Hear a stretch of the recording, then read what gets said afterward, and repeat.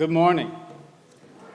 Welcome, friends, to this annual moment to gather in community and commemorate the life and legacy of the Reverend Dr. Martin Luther King Jr. What a joy it is to have our gospel fellow, Reverend Angela Jones, back with us this week. What a special joy it is to have Dr. Alicia Lola Jones visiting with us. What fun and what music and what learning we did yesterday at our community sing, and we'll bring you all some of that today, and we're grateful. We seek in this moment each year to liberate King ever so slightly from the 30 seconds of I have a dream that has so captured our public imagination. And we thought this year that we might like to just listen to him, mostly unadorned and unedited and mostly uncut from the voices of our peers and teachers and friends and students. You'll note, no doubt, that there has clearly been an evolution of language around race in the 56 years since his assassination, but this is a moment where he is speaking to his community out of love, with a language of love, and we will stick with his words. And though he was steeped in a patriarchal language that we would rightly correct in the moment, there is little doubt as we hear him reflect on the tripartite evils of racism and militarism and poverty in that short time after the legislative successes of the fight to end legal segregation of the South and before he was assassinated.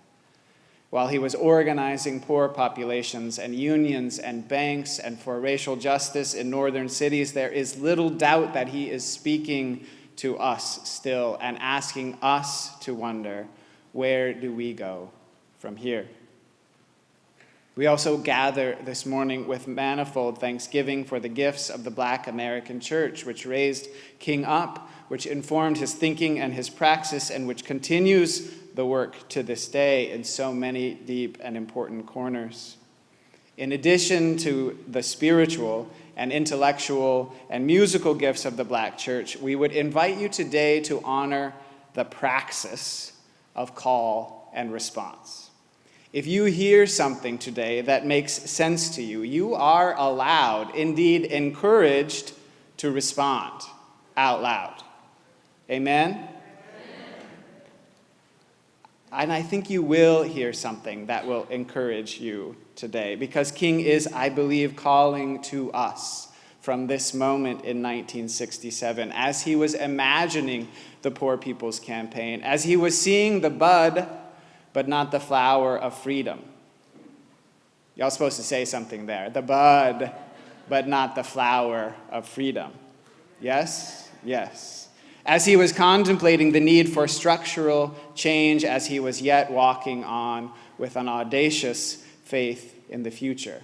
He is calling to us, and we are called to respond. So lift your voices today so that we might join and continue the work tomorrow. Amen? The Reverend Dr. Martin Luther King Jr. to the Southern Christian Leadership Conference, 1967. Where do we go from here? Feel free to follow along with me if you would. When our organization was formed 10 years ago, racial segregation was still a structured part of the architecture of Southern society. Negroes with the pangs of hunger and the anguish of thirst were denied access to the average lunch counter. The downtown restaurants were still off limits for the Black man. Negroes burdened with the fatigue of travel were still barred from the motels of the highways and the hotels of the city. Negro boys and girls in dire need of recreational activities were not allowed to inhale the fresh air of the big city parks. Negroes in desperate need of allowing their mental buckets to sink deep into the wells of knowledge were confronted with a firm no when they sought to use the city libraries. 10 years ago, legislative halls of the South were still ringing loud with words such as interposition and nullification. All types of conniving methods were still being used to keep the Negro from becoming a registered voter. A decade ago, not a single Negro entered the legislative chambers of the South except as a porter or as a chauffeur. Make noise. You could say, 10 years ago, all too many Negroes were still harried by day and haunted by night by a corroding sense of fear and a nagging sense of nobodiness. But things are different now. In assault after assault, we caused the entire edifice of segregation was profoundly shaken. This is an accomplishment whose consequences are deeply felt by every Southern Negro in his daily life. It is no longer possible to count the number of public establishments that are open to Negroes. 10 years ago, Negroes seemed almost invisible to the larger society, and the facts of their harsh lives were unknown to the majority of the nation. But today, civil rights is a dominating issue in every state, crowding the pages of the press and the daily conversations of white Americans. In this decade of change, the Negro stood up and confronted his oppressor. He faced the bullies and the guns and the dogs and the tear gas. He put himself squarely before the vicious mobs and moved with strength and dignity toward them and decisively defeated them. And the courage with which he confronted enraged mobs dissolved the stereotype of the grinning, submissive Uncle Tom. He came out of his struggle integrated only slightly in the external society, but powerfully integrated within. This was a victory that had to precede all other gains. In short, over the last 10 years, the Negro decided to straighten his back up, realizing that a man cannot ride your back unless it is bent. We made our government write new laws and alter some of the cruelest injustices that affected us. We made an indifferent and unconcerned nation rise from lethargy and subpoenaed its conscience to appear before the judgment seat of morality on the whole question of civil rights. We gained manhood in the nation that had always called us boy. It would be hypocritical indeed if I allowed modesty to forbid my saying that SCLC stood at the forefront of all of the watershed movements that brought these monumental changes in the South. For this we can feel a legitimate pride. But in spite of a decade of significant progress, the problem is far from solved. The deep rumbling of discontent in our cities is indicative of the fact that the plant of freedom has grown only a bud and not yet a flower. As we say each week in this place, you are warmly welcome here no matter what. So take a moment, if you would, and rise and welcome those around you.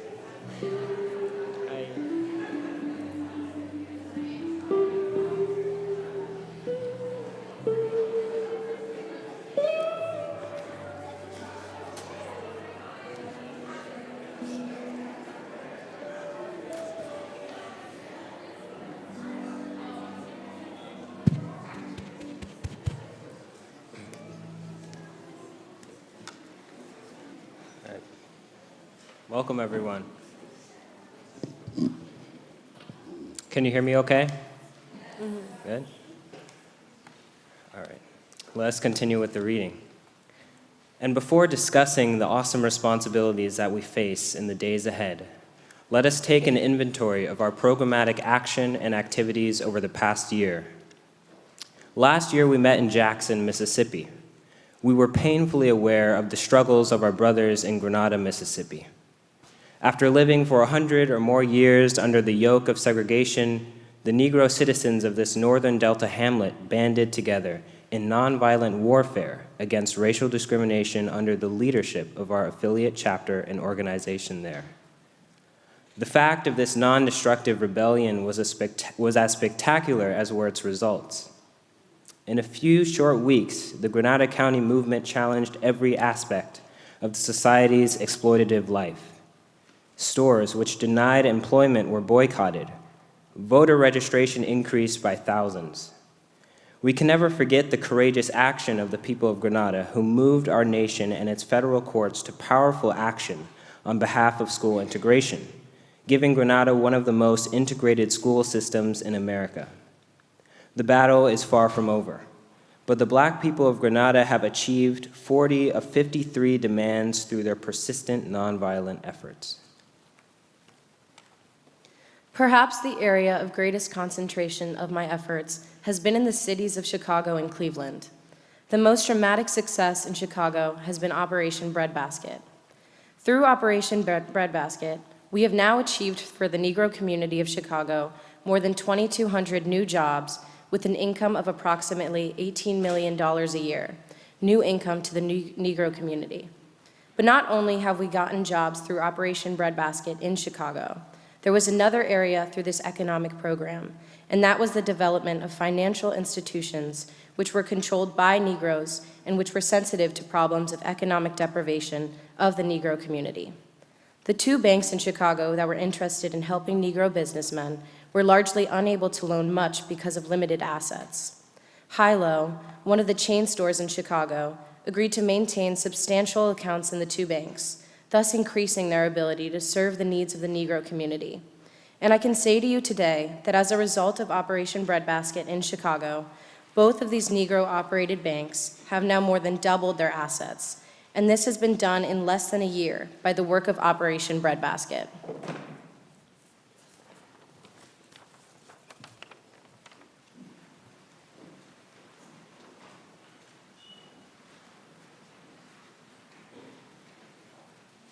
Good morning, everyone. This is a moment of congregational hymn, a song that we all may be familiar with. This little light of mine, everyone has their uniqueness. And in this moment, we want to bring this song to the forefront as a song familiar to the civil rights movement that brought unification and showed strength among the individual, that any moment we can let our light shine and build community. So, band, can you give me the starting note? This little light of mine, I'm gonna let it shine. This little light of mine, I'm gonna let it shine. Oh, this little light of mine, I'm gonna let it shine. Oh, let it shine, let it shine, let it shine. Everywhere I go, I'm gonna let it shine. Everywhere I go, I'm gonna let it shine. Everywhere I go, I'm gonna let it shine. Let it shine. Oh, let it shine.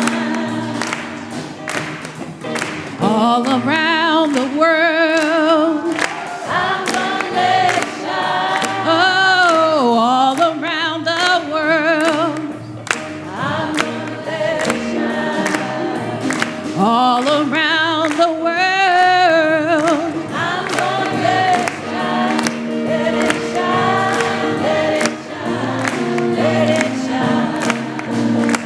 Oh, this little light of mine, I'm gonna let it shine. Oh, this little light of mine, I'm gonna let it shine. This little light of mine, I'm gonna let it shine.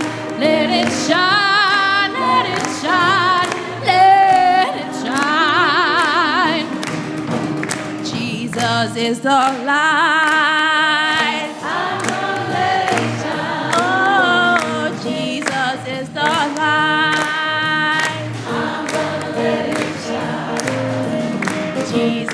is the light.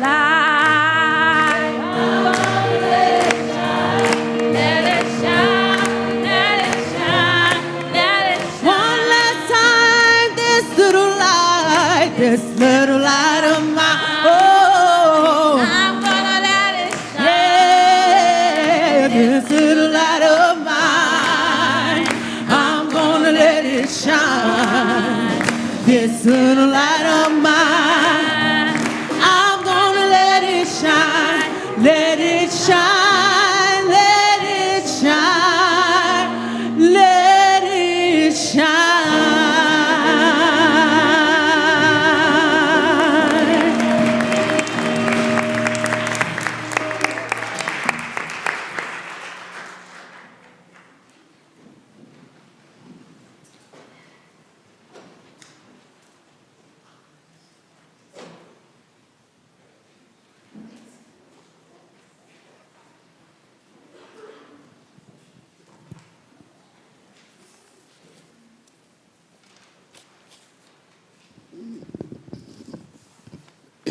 In Cleveland, Ohio, a group of ministers have formed an Operation Breadbasket through a program there and have moved against a major dairy company.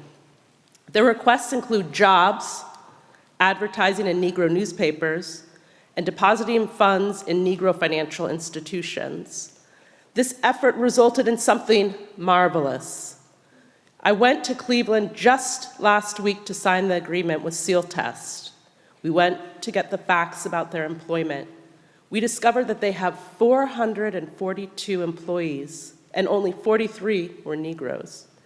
Yet the Negro population of Cleveland is 35% of the total population. They refused to give us all the information that we requested, and we said in substance, Mr. Seal Test, we're sorry. We aren't going to burn your store down. We aren't going to throw away any bricks in the window, but we are going to put picket signs around, and we are going to put leaflets out, and we are going to our pulpits and tell them not to sell Seal Test products and not to purchase Seal Test products. We did that. We went through the churches.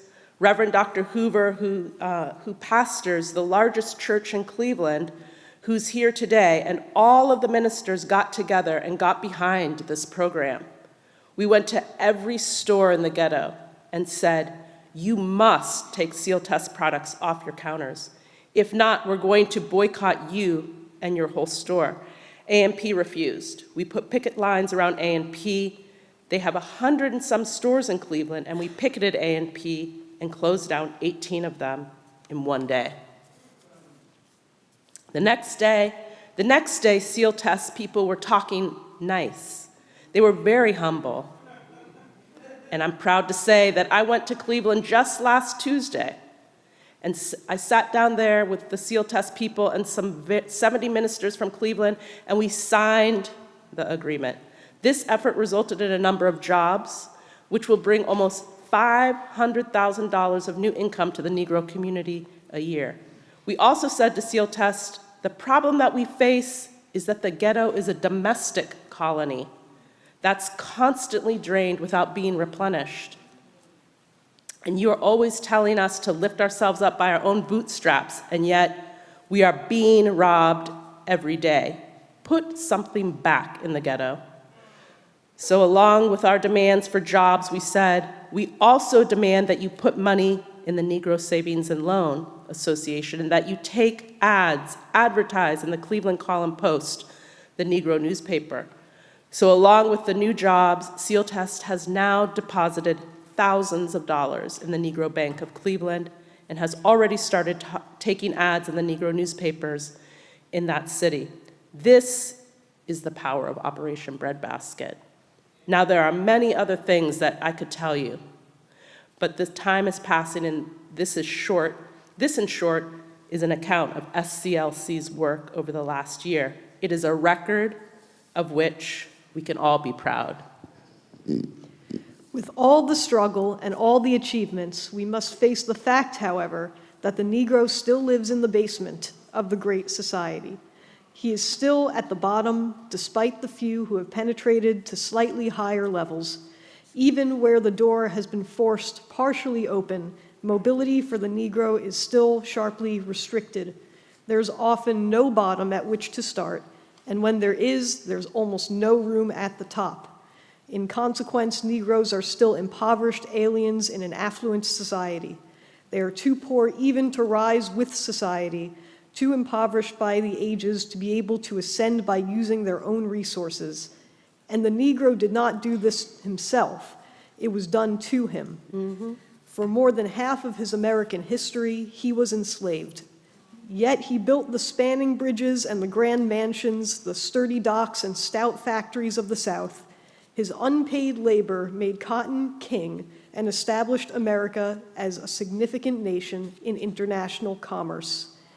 Even after his release from chattel slavery, the nation grew over him, submerging him.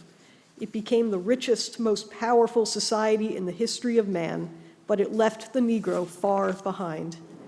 And so we still have a long, long way to go before we reach the promised land of freedom. Yes, we have left the dusty soils of Egypt, and we have crossed a Red Sea that had for years been hardened by a long and piercing winter of massive resistance.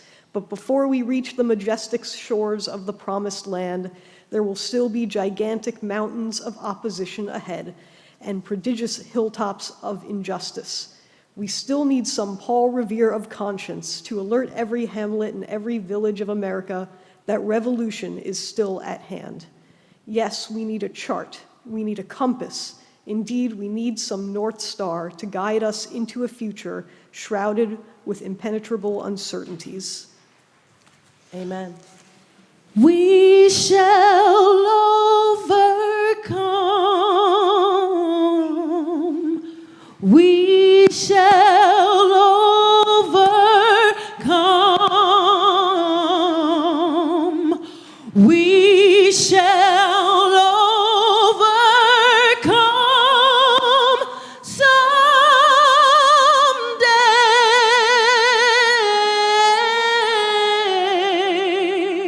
Oh, deep in my heart, I do believe that we shall overcome someday.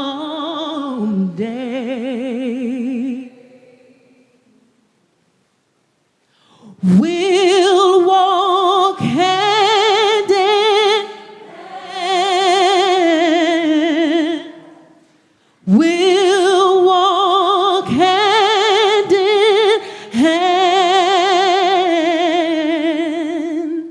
We'll walk hand in hand someday.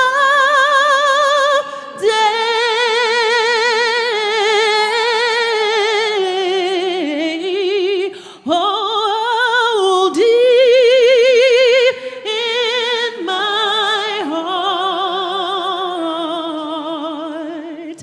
I do believe we will open hand someday. We have overcome today is the next verse. We'll sing, we have overcome.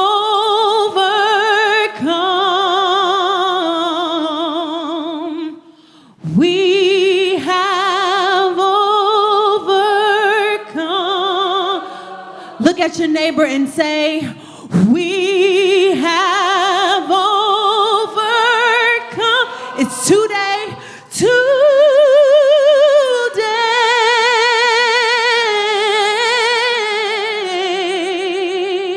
Yes, deep in my heart, I do believe we have overcome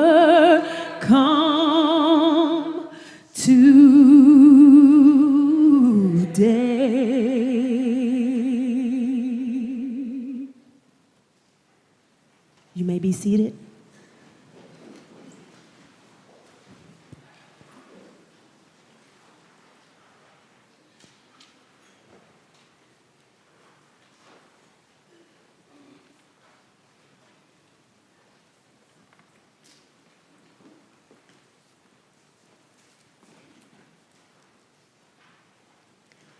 Now, in order to answer the question, where do we go from here, which is our theme, we must first honestly recognize where we are now. When the Constitution was written, a strange formula determined taxes and representation declared that the Negro was 60% of a person. Today, another curious formula seems to declare he is 50% of a person. Of the good things in life, the Negro has approximately one-half those of whites. Of the bad things in life, he has twice those of whites. Thus, half of all Negroes live in substandard housing, and Negroes have half the income of whites. When we turn to the negative experiences in life, the Negro has a double share.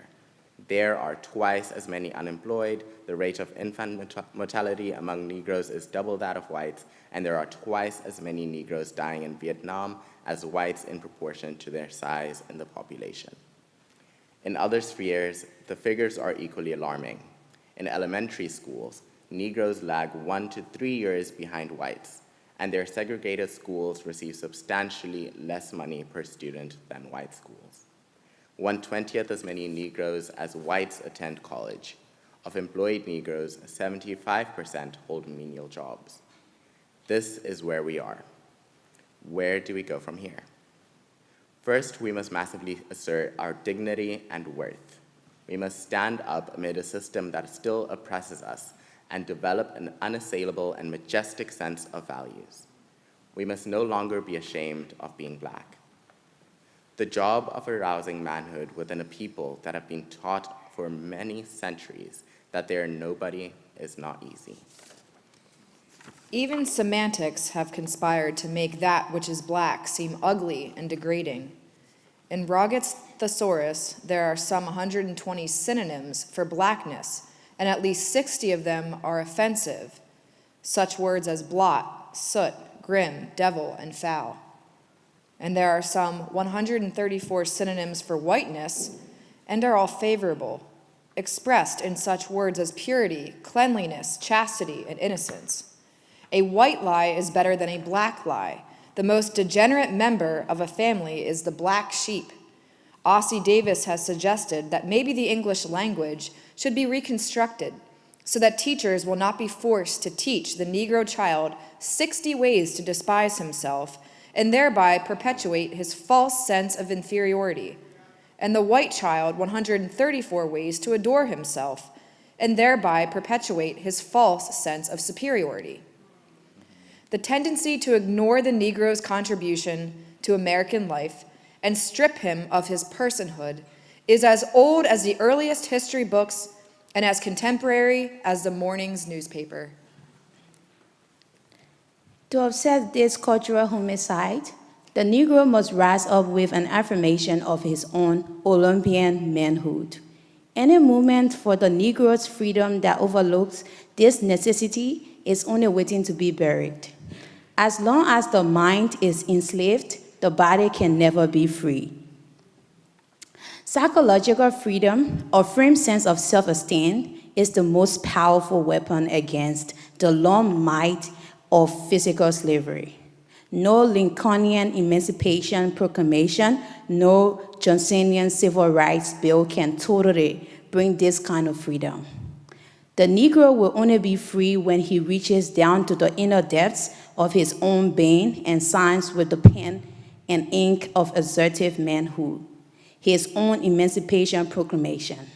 And with a spirit straining toward true self-esteem, the Negro must boldly throw off the manacles of self-abnegation and say to himself and to the world, I am somebody. I am a person. I am a man with dignity and honor. I have a rich and noble history, however painful and exploited that history has been. Yes, I was a slave through my foreparents, and now I am not ashamed of that. I'm ashamed of the people who were so sinful to make me a slave. Yes, yes, we must stand up and say, I am black, but I am black and beautiful. This self-affirmation is the black man's need, made compelling by the white man's crime against him. To follow these readings, we have a reflection by Dr. Alicia Lola Jones. I can say personally, this is my first friend, advocate, co-conspirator, duet partner, life advisor, my only and eldest sister. We have a freedom fighter with us since I can remember. Dr. Alicia Jones is an associate professor in the Faculty of Music at the University of Cambridge in England. Additionally, as a performer, scholar, she consults museums, seminaries, arts organizations on curriculum, live and virtual event programming, and content development. In her first book, Flaming the Peculiar Theopolitics of Fire and Desire in Black Male Gospel Performance, she breaks down the groundbreaking work of analyzing the role of gospel music making and constructing and renegotiating gender identity among Black men. She also has consulted on various other projects and research. She also has been a note researcher and is currently working with orchestras such as London Symphony, the Aspen Festival, and Detroit Symphony Orchestra. And she is also an owner of Paradise, co-owner with myself of Paradise Media Group, and is a writer weekly of The Griot with her life partner in ministry and love, her husband, Reverend Calvin Taylor Skinner. Be blessed by her sermonic moment.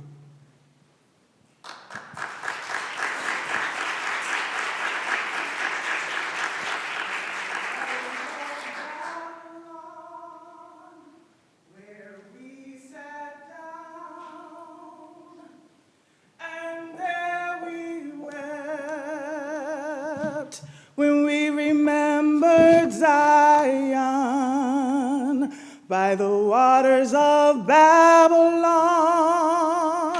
where we sat down and there we wept, where we remembered Zion, where the wicked carried us away to captivity, requiring of us a song. How can we sing our holy song in a strange land, where the wicked carried us away to captivity, requiring of us a song? How can we sing our holy song in a strange land?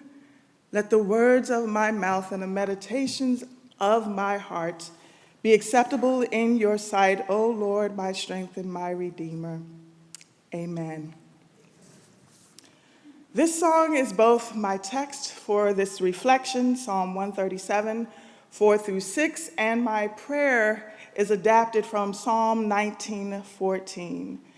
And in this space, I am compelled to evoke a prayer that I once heard, a traditional prayer that I once heard from my sister's dean, Alton Pollard, where he said, "Thank you, God, for making me Black." I'm honored to join you once again at the invitation of Reverend Kurt Nelson and his beloved Joanna and their lovely family. Thank you to everyone, Lauren, to the musicians and all of the staff and administrators that are present here, and our lovely participants that have joined us this weekend, thinking deeply about the music of community and social movements. I'm also honored to be finally on this campus, even though I joined you virtually during the pandemic, Bucknell University, the university where Reverend Dr. Martin Luther King Jr. spoke on April 23rd, 1958. You all just celebrated the anniversary of that moment where he gave the speech, 3 Dimensions of Complete Life, and also spoke with the Lewisburg ministers on nonviolence and racial justice. As I think of sustaining social movements, one of the most frequently asked questions I receive, particularly from elders, is, where are the songs of the current movement? Or what are the songs of social justice? My answer is that the songs have never left us. It is just that we've changed our intended audience, and as a result, we have changed our popular listening practices. The sounds and songs of justice are actually all around us. Encapsulated in the song that I sang for you guys, that was recorded by Bob Marley, Sweet Honey and the Rock, among other groups, is the interweaving of shared cultural memories from what I understand to be a Judeo-Christian and even an Afro-diasporic past that I think can be instructive for us today because of its biting critique. It prompts us to question, for whom are we singing? For whom are we actually singing? The commoditization of our music, that is, making music for profit, has meant the worship songs, the justice songs, have been sanitized by dominant cultural decision makers and those we have empowered to tell us what is deserving of amplification in the marketplace, demonizing any critique the powers that be, that critiques the powers that be, or anything that names injustice. For whom are we singing? Many of our musicians and artisans have noted that non-Black people will consume African American culture while despising the blues that give rise to it. They say they love our culture, they love our gospel music, they love our jazz, our hip hop, but they don't seem to love us. They love our culture, but where are they when we are under siege? Do they love us? As a result, people of African ancestry are reclaiming their stuff in the marketplace. In my capacity as Associate Professor of Music and Contemporary Societies at the University of Cambridge in England, I teach people the ways in which our culture was embedded in us through oral transmission, which has actually been up for debate. I know my colleagues in here know the cultural retention debate of the 20th and 21st century that many of us were distracted by instead of actually being able to transmit the culture. There are 3 fundamental components of African-derived music-making philosophy that I instill in my students, and I want to share with you briefly those 3 components. Number 1, music accompanies all aspects of life. The pervasiveness of music in African-American everyday life has contributed somewhat to the stereotype that all Black people are musical, which is simply not true. One can be not culturally Black, you know, clapping on rhythm, all that stuff. It is learned culture, okay? Number 2, there is no such thing as a division like sacred and secular. They're not an actual functional category in African-derived thought. There's the religious and non-religious. That which we do in the sanctuary and worship can spill into the streets, and the streets can be in conversation with what we do in worship. There's no separation. And number 3, aesthetically speaking, one can trace Africanisms, or what I like to call the DNA of African culture, in 3 features: drum, dance, song. Drum, dance, song. On that last point, I want to hang my hat, those three aesthetic features, because they have been the most contested and surveilled parts of our culture. We learned yesterday that, for example, some of you may know this, or maybe this is a pop quiz really quickly. What instrumentation say that again? All right, you win Jeopardy. Go ahead, doctor. I love it. Percussion. Drums were prohibited by law because they heard tale of the talking drum, and they feared that through the talking drum, there could be communication that could lead toward insurrection. That, along with the horn, were two instruments that were prohibited by law, and many would say are the reasons why we have such popular cultural anxiety around percussive music to this day. Scholars have actually found that our earliest music is not just the work songs, hollers, cries, calls, or Negro spirituals since the first voyages. It was the music in the Middle Passage that would be considered our earliest music.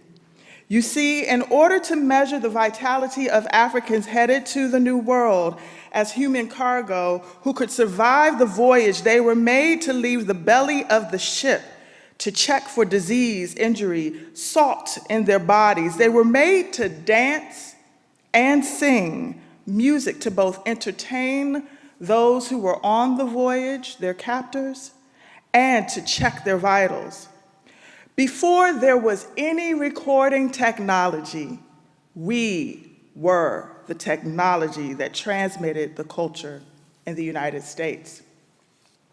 And it is also said that those melodies that wafted from the belly of the ship can be traced to musical material we enjoy in our sanctuary today. For example, Amazing Grace is said to be derived from the melodies. Yes, pentatonic, I know you musicians are in here, but it is not lost on us that it was written by a former enslaver. All the intellectual property they produced, those who were enslaved as they reached these shores, was the property of those who enslaved them and could not be made copywritten well into the 20th century, hastening the wealth gap for years to come. So how can we sing the Lord's song in a strange land? And for whom are we singing? And yet through it all, the Middle Passage to the influx of Africans in the Americas, there remained a pulse embedded within us. A pulse that helped to transmit and download the culture for our children's children to come. I'm reminded of the importance of the intended audience as I close. The everydayness of our music, the criminalization of knowledge for Africans in the United States. When I think of what we've learned in the great work, Slave Religions, about a passerby in a garden, an account from the early 1900s. And so the story goes that this passerby saw a gathering of individuals, and as they approached the gathering of individuals, they heard them singing as they were surrounding a burial site. And what the passerby heard was intriguing. It was everyday in one sense, but I think you'll get my point for how important this moment was in a moment. The passerby heard A, B, C, D, E, F, G, H, I, J, K, L, M, N, O, P, Q, R, S, T, U, V, W, X, Y, and Z. The people gathered were singing, they were praying their alphabets to commemorate the life of their teacher, who had risked their life to teach them their ABCs. To have known the ABCs during their time would have been an opportunity for a vigilante or law enforcement to kill them and their teacher. Can you imagine if we started to have our children sing the ABCs with thanksgiving for the sacrifice their ancestors have made? Where is the music? It's all around us, but we must tell the stories. We must tell the uncomfortable stories, the ABCs of what it takes for us to gather like this. We must tell it. And then we can respond to where we can go from here. My prayer is that we assume the value of every individual, that they want to provide great things for their families. May we stand in solidarity with people, not because we know of their goodness or how great they make us feel. May we stand in solidarity with people even when we get nothing, no pleasure, no benefit, when we get nothing from it. May we want all people's liberation as kindred in God's creation with no strings attached, because it is right. Amen.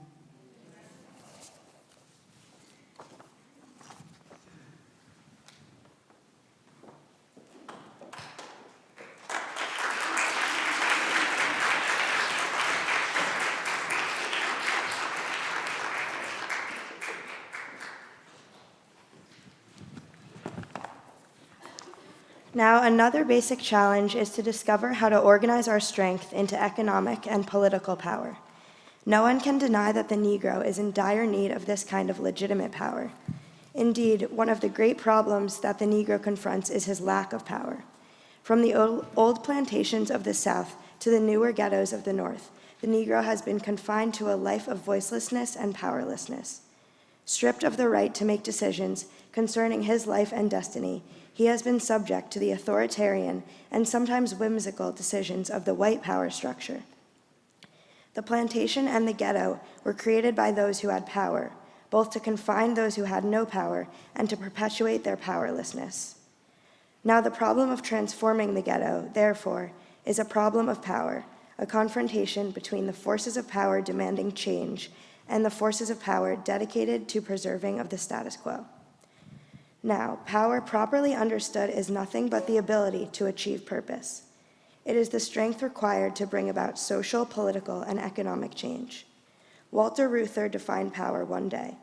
He said, "Power is the ability of a labor union like UAW to make the most powerful corporation in the world, General Motors, say yes when it wants to say no." That's power. There is nothing wrong with power if power is correctly used. You see, what happened is that some of our philosophers got off base, and one of the great problems of history is that the concepts of love and power have usually been contrasted as opposites, polar opposites, so that love is identified with a resignation of power, and power with a denial of love. It was this misinterpretation that caused the philosopher Nietzsche, who was a philosopher of the will to power, to reject the Christian concept of love. It was this same misinterpretation which induced Christian theologians to reject Nietzsche's philosophy of the will to power in the name of the Christian idea of love. Now, we gotta get this thing right. What is needed is a realization that power without love is reckless and abusive, and that love without power is sentimental and anemic. Power at its best is love implementing the demands of justice, and justice at its best is love correcting everything that stands against love. And this is what we must see as we move on. Now, what has happened is that we've had it wrong and mixed up in our country, and this has led Negro Americans in the past to seek their goals through love and moral suasion devoid of power, and white Americans to seek their goals through power devoid of love and consciousness. It is leading a few extremists today to advocate for Negroes the same destructive and consciencelessness power that they have justly abhorred in whites. It is precisely this collision of immoral power with powerlessness morality which constitutes the major crisis of our times.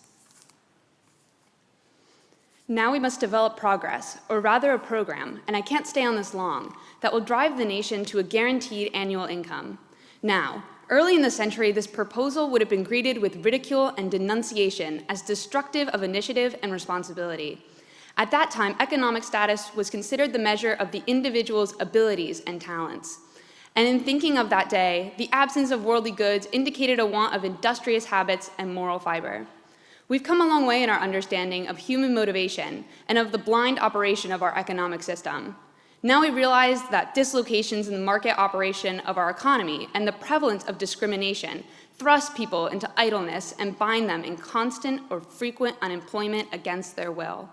The poor are less often dismissed, I hope, from our conscience today by being branded as inferior and incompetent.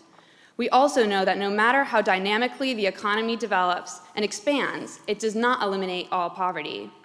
The problem indicates that our emphasis must be twofold. We must create full employment, or we must create incomes. People must be made consumers by one method or the other. Once they are placed in this position, we need to be concerned that the potential of the individual is not wasted. New forms of work that enhance the social good will have to be devised for those whose traditional jobs are not available. Work of this sort could be enormously increased, and we are likely to find that the problem of housing, education, instead of preceding the elimination of poverty, will themselves be affected if poverty is first abolished. The poor, transformed into purchasers, will do a great deal on their own to alter housing decays. Negroes who have double disability will have a greater effect on discrimination when they have the additional weapon of cash to use in their struggle. Beyond these advantages, a host of positive psychological changes inevitably will result from the widespread economic security. The dignity of the individual will flourish when the decisions concerning his life are in his own hands, when he has the assurance that his income is stable and certain, and when he knows that he has the means to seek self-improvement. Personal conflicts between husband, wife, and children will diminish when the unjust measurement of human worth on a scale of dollars is eliminated. Now, our country can do this. John Kenneth Galbraith said that a guaranteed annual income could be done for about $20 billion a year.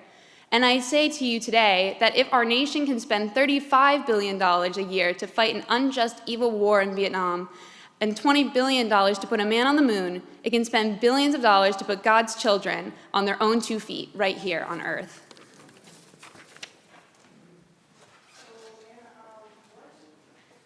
In our workshop from yesterday, we had the opportunity to learn the song, Jesus is a Rock in a Weary Land. One of the courses that I teach at Cambridge is the Black Messiah, and this is a song of deliverance, what a Messiah is, a deliverer. We'll be singing Jesus is a Rock, originally arranged by Glenn Burley. We are privileged in our community to send 100% of our offering back out to our community partners. Today's offering, as usual, will go to our friends at the Black Church Food Security Network who are hosting us this spring break. So we'll pass the plate, and if you're feeling moved to donate, please do so generously. If it is a hardship for you at all, please feel no obligation whatsoever. Thank you.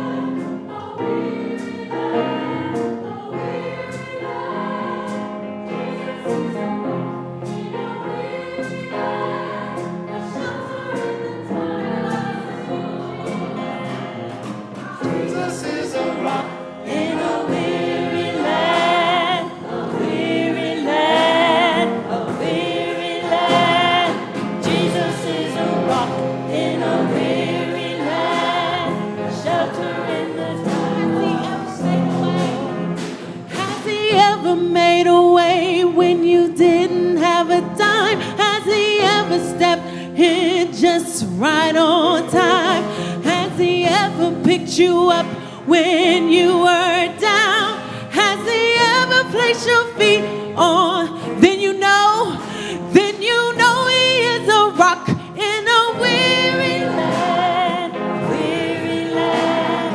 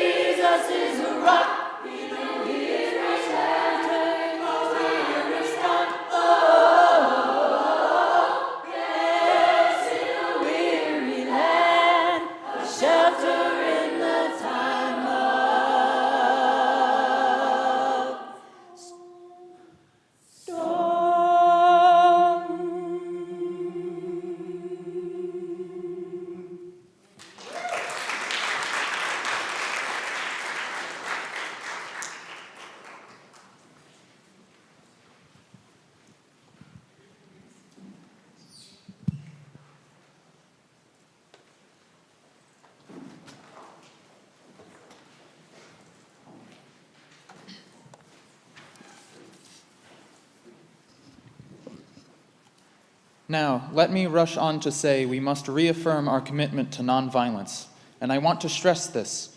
The futility of violence in the struggle for racial justice has been tragically etched in all the recent Negro riots. Now, yesterday, I tried to analyze the riots and deal with the causes for them. Today, I want to give the other side. There is something painfully sad about a riot. One sees screaming youngsters and angry adults fighting hopelessly and aimlessly against impossible odds, and deep down within them, you perceive a desire for self-destruction, a kind of suicidal longing. Occasionally, Negroes contend that the 1965 Watts riot and the other riots in various cities represented effective civil rights action, but those who express this view always end up with stumbling words when asked what concrete gains have been won as a result. At best, the riots have produced a little additional anti-poverty money allotted by frightened government officials and a few water sprinklers to cool the children of the ghettos. It is something like improving the food in the prison while the people remain securely incarcerated behind bars. Nowhere have the riots won any concrete improvement, such as have the organized protest demonstrations. And when one tries to pin down advocates of violence as to what acts would be effective, the answers are blatantly illogical. Sometimes they talk of overthrowing racist state and local governments, and they talk about guerrilla warfare. They fail to see that no internal revolution has ever succeeded in overthrowing a government by violence unless the government had already lost the allegiance and effective control of its armed forces. Anyone in his right mind knows that this will not happen in the United States. In a violent racial situation, the power structure has the local police, the state troopers, the National Guard, and finally, the Army to call on, all of which are predominantly white. Furthermore, few, if any, violent revolutions have been successful unless the violent minority had the sympathy and support of the non-resisting majority.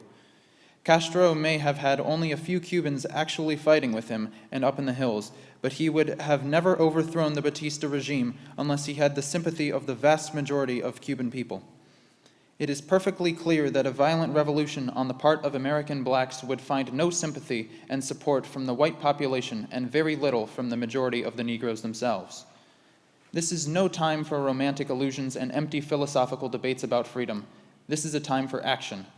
What is needed is a strategy for change, a tactical program that will bring the Negro into the mainstream of American life as quickly as possible. So far, this has only been offered by the nonviolent movement. Without recognizing this, we will end up with solutions that don't solve, answers that don't answer, and explanations that don't explain.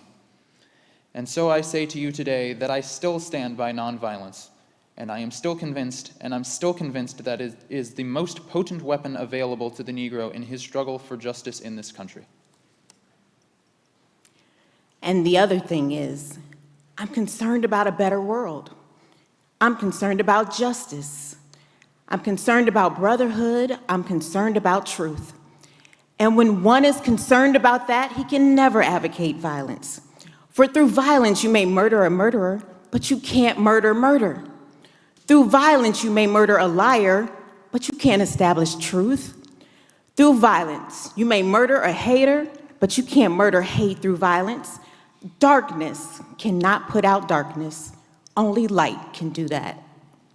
And I say to you, I have also decided to stick with love, for I know that love is ultimately the only answer to mankind's problems. And I'm going to talk about it everywhere I go. I know it isn't popular to talk about it in some circles today, and I'm not talking about emotional bosh when I talk about love. I'm talking about a strong, demanding love. For I've seen too much hate. I've seen too much hate on the faces of sheriffs in the South. I've seen hate on the faces of too many Klansmen and too many white citizens, counselors in the South to want to hate myself.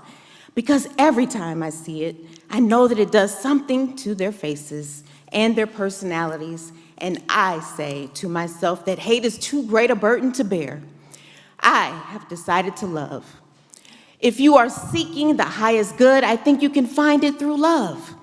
And the beautiful thing is that we aren't moving wrong when we do it because John was right. God is love.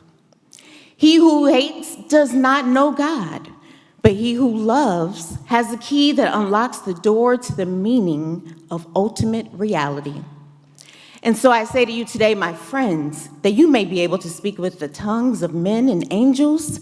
You may have the eloquence of articulate speech, but if you have not love, it means nothing.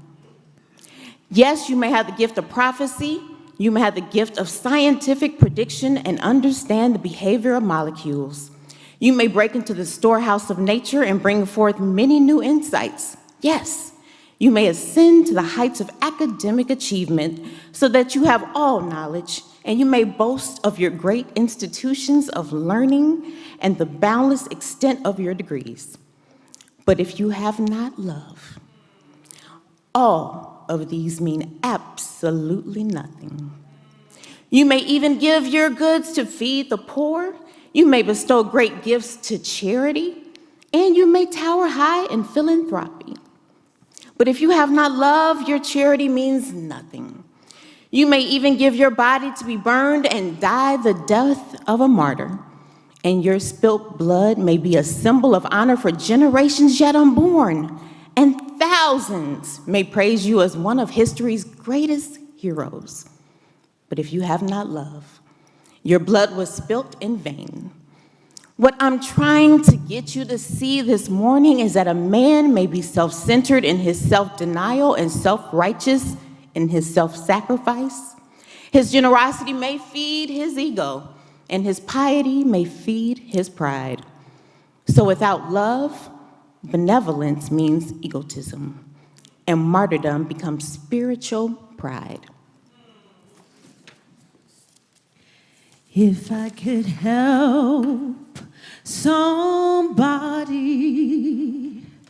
as I pass along, if I could cheer somebody with a word or song, if I can show somebody he is traveling wrong, then my living shall not be in vain. Then my living shall not be in vain. Then my living shall not be in vain. If I could help somebody pass along, then my living will not be in vain. If I can help somebody as a good man ought, if I can bring back beauty to a world abroad, if I can spread love's message as a master taught, then my living will not be in vain. Then my living will not be in vain. Then my living will not be in vain. If I can help somebody as I pass along, then my living will not be in vain. Then my living will not be in vain.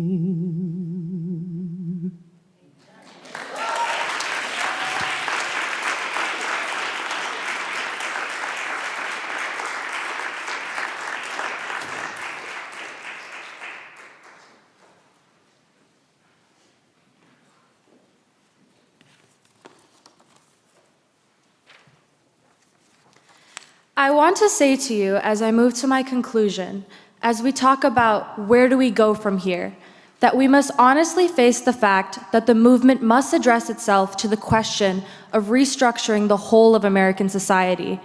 There are 40 million poor people here, and one day we must ask the question, why are there 40 million poor people in America?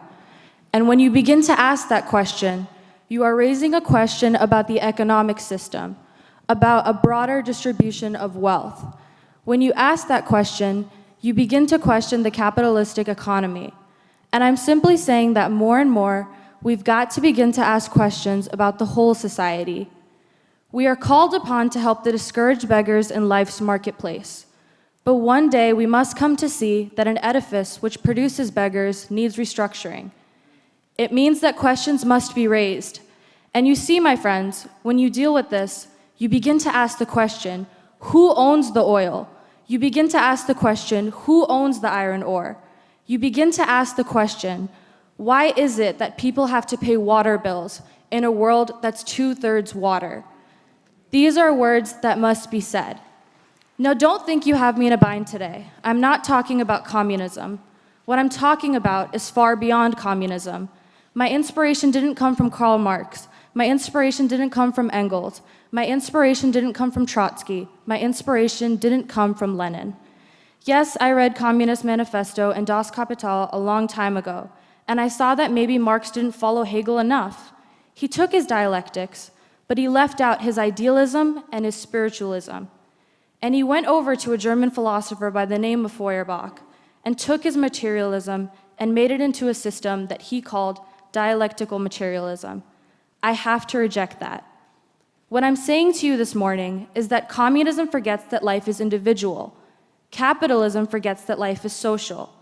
And the kingdom of brotherhood is found neither in the thesis of communism nor the antithesis of capitalism, but in a higher synthesis. It is found in a higher synthesis that combines the truths of both. Now, when I say questioning the whole society, it means ultimately coming to see that the problem of racism, the problem of economic exploitation, and the problem of war are all tied together. These are the triple evils that are interrelated. And if you will let me be a preacher just a little bit, one day, one night, a juror came to Jesus, and he wanted to know what he could do to be saved. Jesus didn't get bogged down on the kind of isolated approach of what you shouldn't do. Jesus didn't say, "Now, Nicodemus, you must stop lying." He didn't say, "Nicodemus, now you must stop committing adultery." He didn't say, "Now, Nicodemus, you must stop cheating if you were doing that." He didn't say, "Nicodemus, you must stop drinking liquor if you were doing that excessively." He said something altogether different because Jesus realized something basic, that if a man will lie, he will steal, and if a man will steal, he will kill. So instead of just getting bogged down on one thing, Jesus looked at him and said, "Nicodemus, you must be born again." In other words, your whole structure must be changed. A nation that will keep people in slavery for 244 years will thingify them and make them things. And therefore, they will exploit them and poor people generally economically. And a nation that will exploit economically will have to have foreign investments and everything else, and it will have to use its military might to protect them. All of these problems are tied together. What I'm saying today is that we must go from this convention and say, "America, you must be born again." And now, together we stand for a congregational hymn, Amazing Grace. Words may be found in Worship and Rejoice book, the blue book, or also on the screen.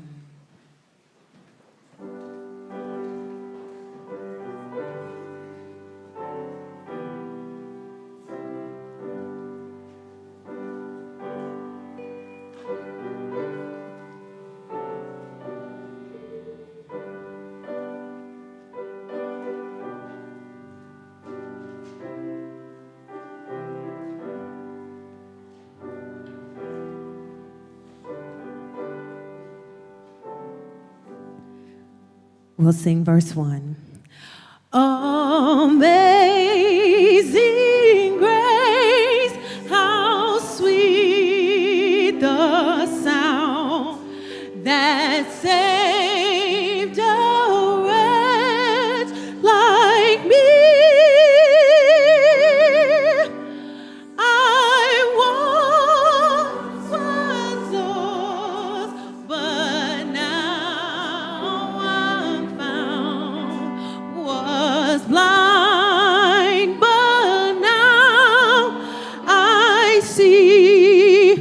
Verse 2. 'Twas grace that my heart to fear, and grace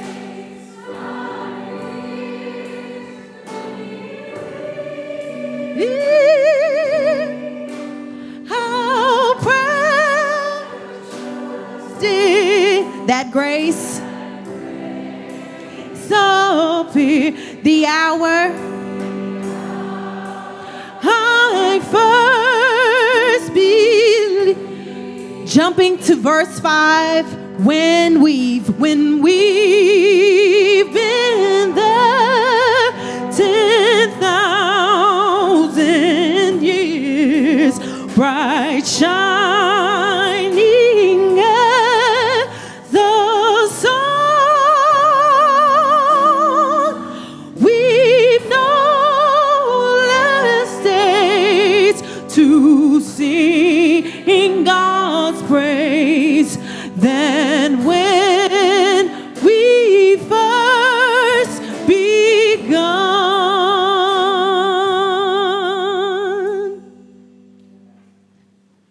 You may be seated.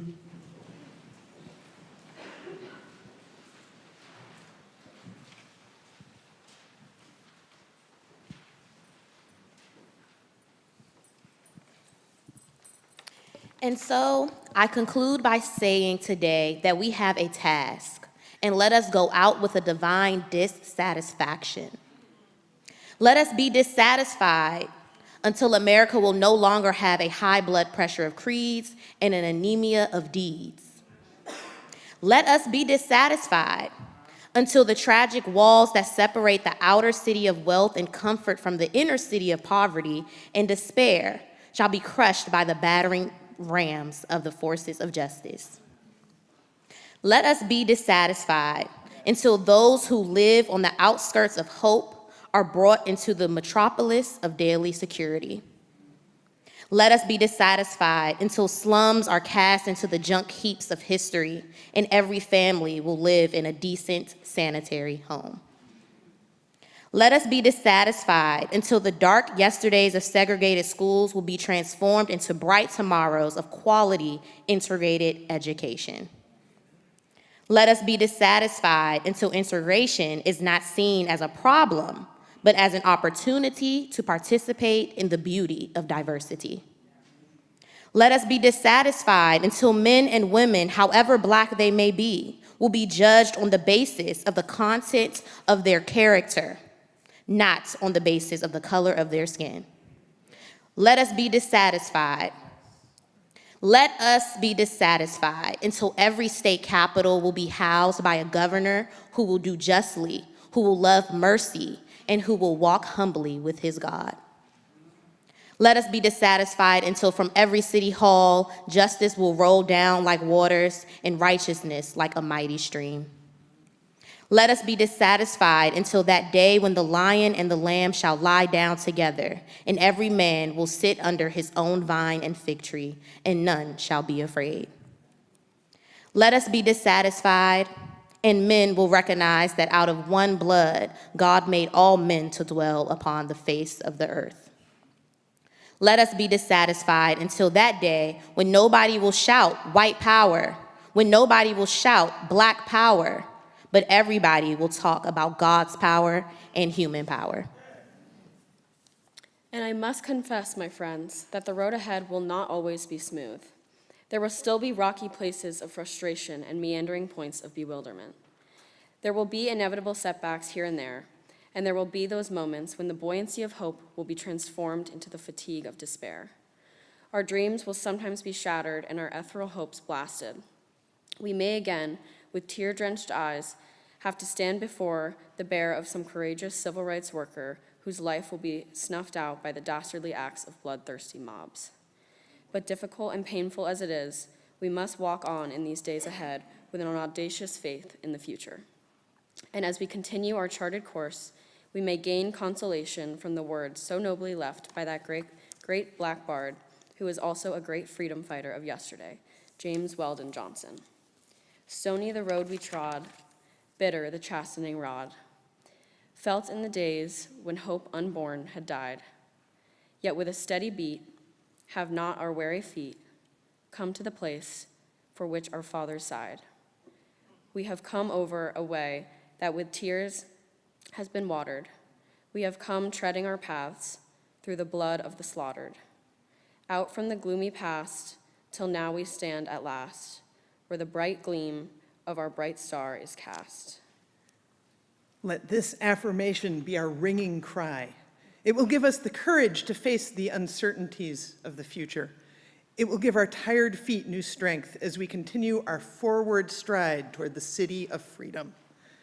When our days become dreary with low hovering clouds of despair, and when our nights become darker than 1,000 midnights, let us remember that there is a creative force in the universe working to pull down the gigantic mountains of evil, a power that is able to make a way out of no way and transform dark yesterdays into bright tomorrows.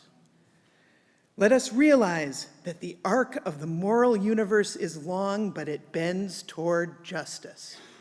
Let us realize that William Cullen Bryant is right. Truth crushed to earth will rise again. Let us go out realizing that the Bible is right. Be not deceived. God is not mocked. Whatsoever a man soweth, that shall he also reap. This is our hope for the future, and with this faith, we will be able to sing in some not too distant tomorrow with a cosmic past tense. Please join me, friends. I am not the best voice. Come in, please. We have overcome. We have overcome. Deep in my heart, I did believe we would overcome.